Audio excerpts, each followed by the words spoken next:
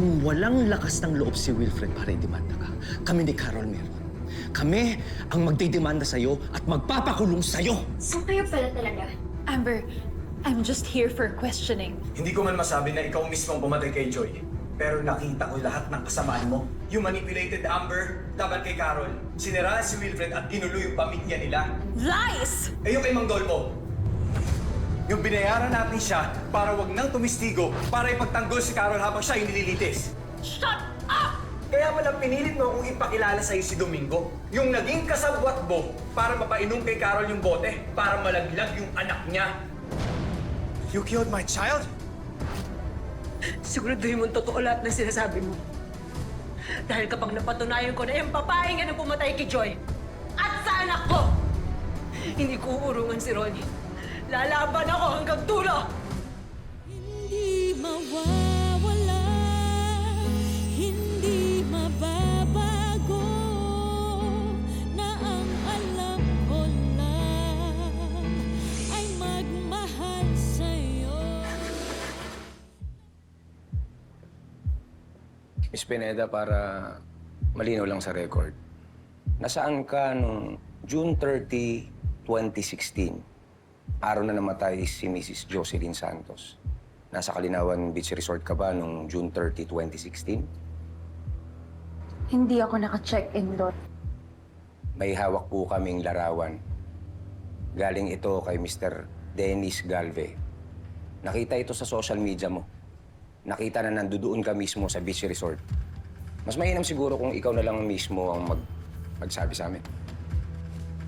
Ito ang larawan. Fine. Nandun nga ako. Happy? Ngayon, idetalye natin. Anong ginagawa mo ron? At anong nangyari sa pagitan ninyo ni Mrs. Santos?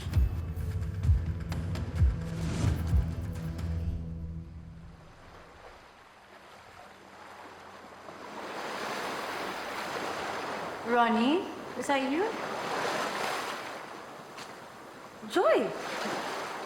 Anong ginagawa mo dito? Oh! I'm on a vacation. Di ba I filed for a leave? Yeah.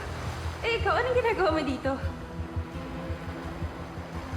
Well, I'm supposed to be celebrating my wedding anniversary. Where's Wilfred? Busy as usual. With business on the side. Busy with his side chick. Pinagawain nga namin yun eh. Joy, bakit ka ba kasi nagpapakatanga sa asawa mo? Iwan mo na siya. Alam mo, hindi ka naman niya mahal eh. Iba yung mahal niya. Ba't parang siguradong-sigurado ka sa sinasabi mo? May alam ka ba? Tell me. Nandito ba siya? Eh, kilala mo ba siya? Please, siya ba yung kamiting na asawa ko? Tell me. Joy, stop. Stop, okay? You're just being fine. Don't think about it too much. No, I'm sorry, but I really need to make a phone call. Yeah. Okay. So dahil nandun ako, convinced na kayo na ako ang pumatay? Sobrang galing niyo naman mag-judge. Bravo! Miss Pineda, kailangan namin malaman lahat ng detalye kung saan kayo naroroon ng mga oras na yon sa resort. Eh, kung wala naman kayo tinatago, di sabihin nyo na lang ng diretso.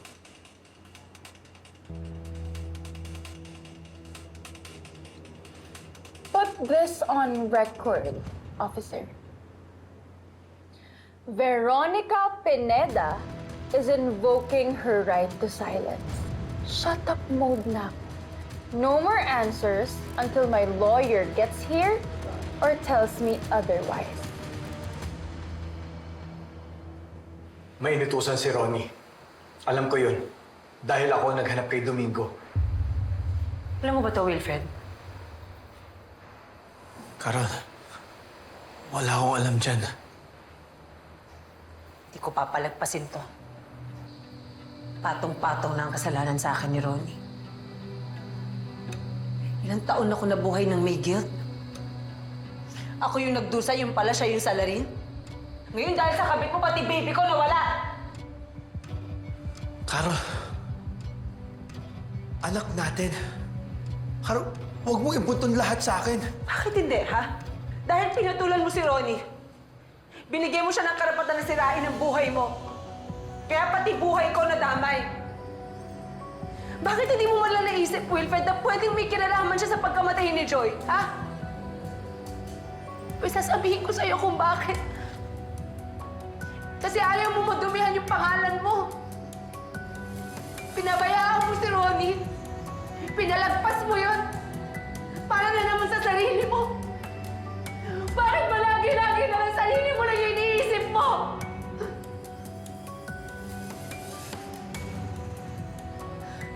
Gian, saan ko mahanap itong inutusan ni Ronnie? Gusto ko siya makausap. Kung talagang siya yung pumatay sa anak ko, gusto ko marinig diretso sa kanya.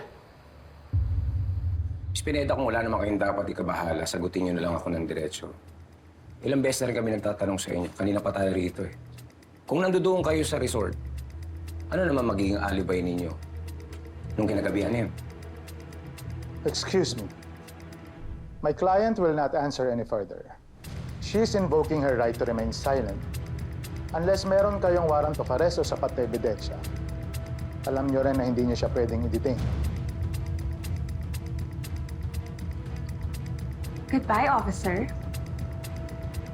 Tapos na yung bonding natin dito. So, may I excuse myself?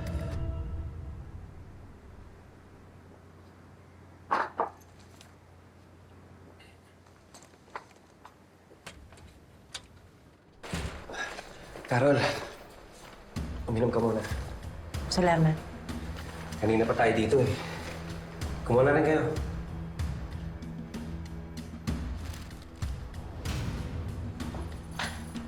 Magbabayad ka, Ronnie. Hindi lang dahil sa ginawa mo kay Ma'am Joy, kundi dahil sa pagpatay mo sa anak ko. Paulit-ulit na lang sa paniningil. I don't owe you anything. So ano, minahal ko lang si Wilfred tapos nagka-affair kami. Killer na agad ako ng friend at ng tiyanak. Bravo sa dramatic accusations. Hindi dramang palabas ang pagkamatay ni Ma'am Joy. At lalong hindi palabas ang pagkamatay ng anak ko. Kahit anong denial mo, lalabas ang ebidensya. Ikaw naman ang sisintensyahan, Ronnie. Mabubulok ka sa kulungan.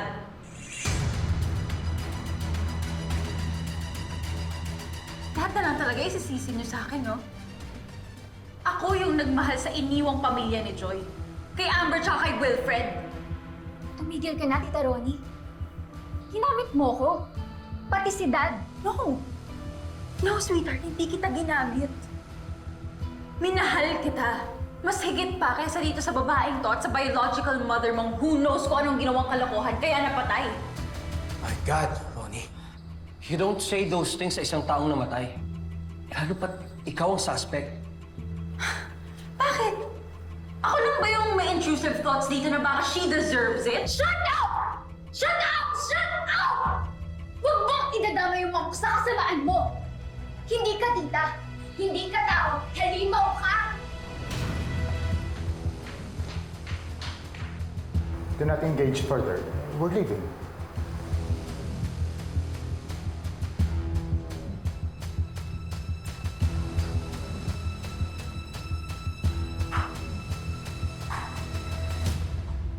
Bakit hindi na lang natin siya ipakulong?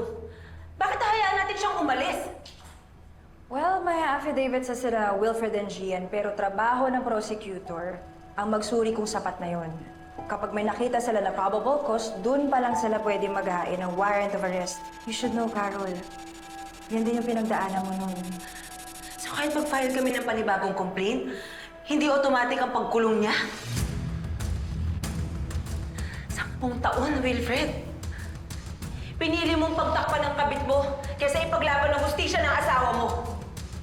Tinago mo lahat ng sikreto kaya ako ang napagbintangan. Ako ang nagdusa.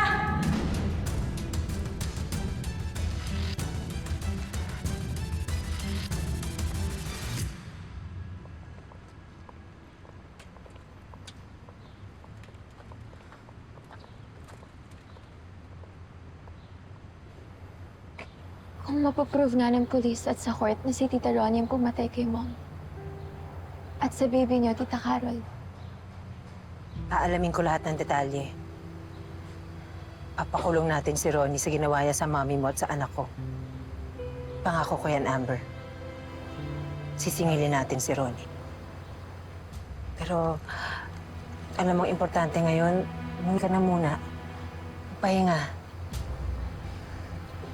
Amber, tama ang Tita Carol mo. You shouldn't be hanging around here. Hindi makakabuti sa'yo. Tristan, mas maigi siguro na ihatid mo muna si Amber. Ayoko na po muna umuwi. Ayoko pong makita yung bahay. Si Dad.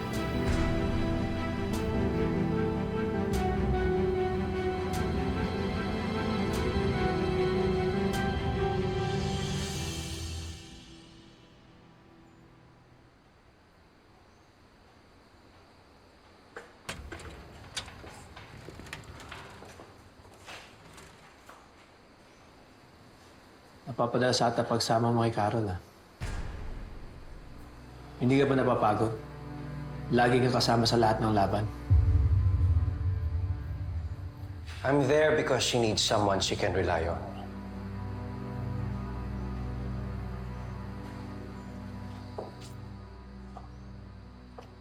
Pero pare, kaibigan pa rin kita. Kaya I'm here for you.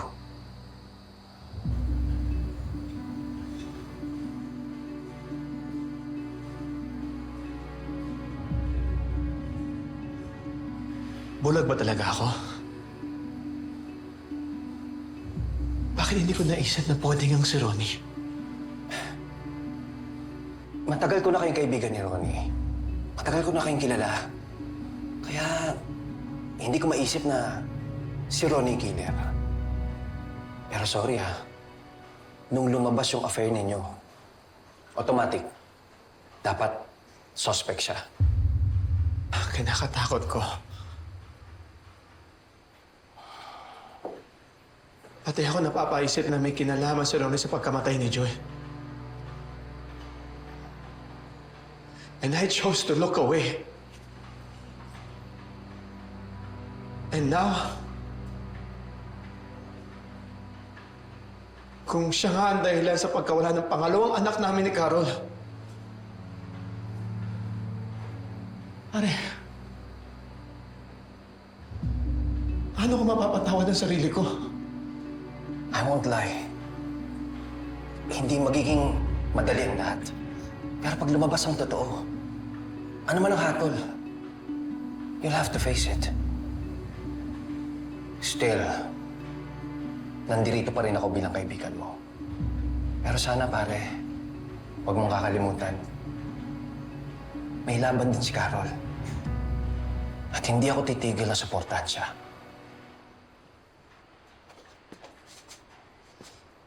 Bakit nga ba? Bakit ka palaging nandyan para kay Carol? Because someone had to be. Pare, I've witnessed kung paano siya iniiwan, kung paano siya pinagbibintangan. And right from the start, from being doubtful, isa ako sa unang mga taong naniwala sa innocence niya. At ngayon, nagtiwala na ako sa kanya. Naisip ko na, kailangan kong bumawi sa kanya. Kailangan ko siyang suportahan. Pare, hindi ko na siya kayang talikuran ngayon. Lalo pa na lumabas na totoo pala ang sinasabi niya right from the start. Marty, have a seat. I'm glad you found my home. Do you need anything? Thank you. Food, alcohol? I'll just get it. Remy, sandali. So, you live here now? I don't want anyone thinking na tumatakas ka o nagtatago ka. Okay naman to. Ano yung pag gusto ng change of environment, tatakbo na kaagad? And besides, hindi naman to secret address eh. Minsan gusto ko dito, minsan gusto ko dun sa kabila, kung anong feel ko. I'll go straight to the point, Ronnie. Ngayon ang oras para maging totoo ka sa akin. Ano ba talagang involvement mo sa pagkamatay ni Joy? Wala. kill her. I mean, I may have hated her, yes. I may have wished her dead, yes. Pero hindi ko siya pinatay. Because I'm not a killer. I'm innocent. Well, even if wala kang direktang involvement, Ronnie, you have to understand. Based on the circumstantial evidence and with your history with Wilfred, it paints a very strong motive. Kaya mag-ingat ka sa bawat galaw at salita mo. Lalo na si Wilfred mismo at yung Gian, ikaw ang gustong idiin. Pero, attorney! Sandali. May isa pang anggulo eh. Yung tungkol sa baby ni Carol. Oh, attorney, that's not true. Okay? Or hindi yun totoo. Yan. Yang denial mong yan, make sure na kaya mong panindigan yan. Dahil kapag may lumabas na ebidensya na ikaw ang nag-utos, mabigat din yan, maliban pa sa kaso mo kay Joy. Intentional abortion or attempted homicide yan. They can't prove that. If you're choosing to invoke your right to silence, kahit na sa akin mismo na abogado mo, pray that they can't prove anything they're accusing you.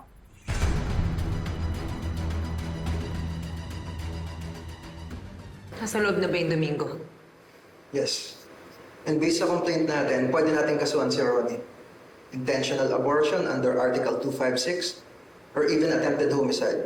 Pero depende sa bigat ng statement ni Domingo. Ikaw, Gian. Bakit mo hinayaan? Ilang taon mong pinagtakpan si Ronnie. Complicit ka rin.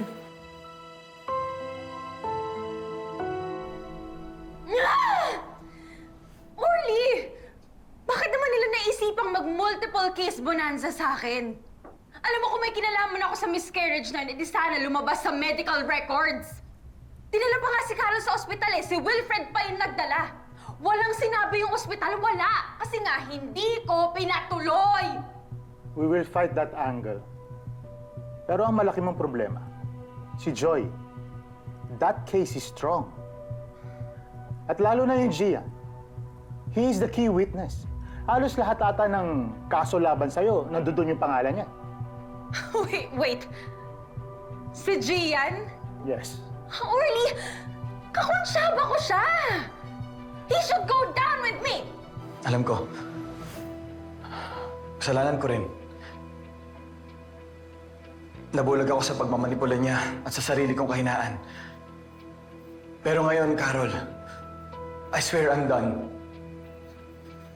I'm sorry. At dahil cooperative yung sinasabi mong kakonsyaba mo, the fiscal can discharge him and just admit him as state witness. Kahit na implicated pa siya, the rules of court allow it. Basta hindi siya yung pinaka-guilty. What? What? So, ibig sabihin nun, safe siya. Immune siya. Yes. Ako pa talaga? Ako pa talaga yung kakasuhan? Yes. Ako lang? Without Gian's testimony, the prosecution cannot secure a probable cause. He is necessary. Remember, ikaw ang mastermind, hindi siya.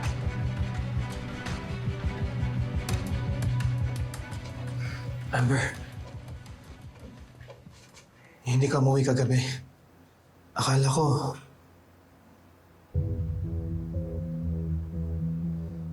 Amber, sana umuwi ka na sa atin. Kung sana noon palang pinili mong makita yung totoo, hindi sana aabot sa ganito. Carol, alam ko nasaktan kita. Hanggang ngayon, dala-dala ko yun. Nabigat ba? Masanay ka na.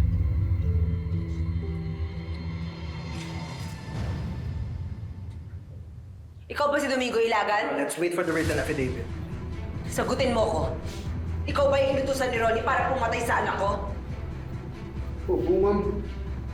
Si Ma'am Ronnie po ang nag-utos na maglagay ng pampalaglag sa inumin niyo. Hoy ko! Pinatay niyo yung anak ko! Mamamatay ka!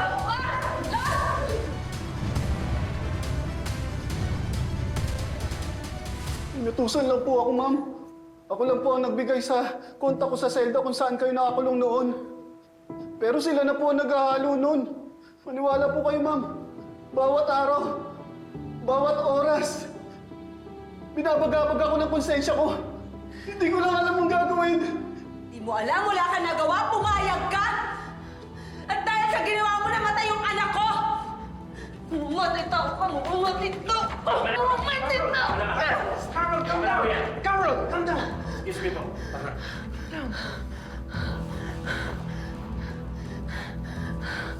Attorney, kakasuhan natin si Ronnie sa lahat ng mga kasamaan niya. Pati harassment, lahat-lahat. Siguraduhin natin makukulong siya sa kulungan at mabubulok siya doon. At ikaw, Wilfred, kinonsinti mo yung halimaw na yun. Pinili mo protektahan yung kabit mo kaysa sa ipaglaban ang asawa mo at dahil doon nasira ang buhay nating lahat. Pati yung anak ko walang kamuang-muang na damay. Magkasinsaro lang kayo ng kabit mo.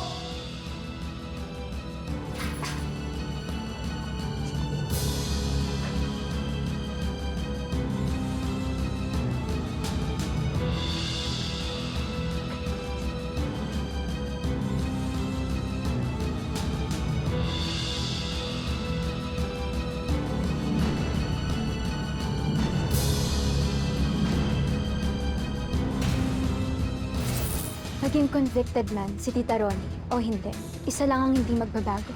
You lied. You hurt all of us. Do you really think you'll succeed at ruining me? Sa lahat ng gulong ginawa mo, mas mabuti pang mamatay ka na lang. Mapapatay kita! Nakitaan na ng probable cause. Ma-arrest na si Veronica Pineda.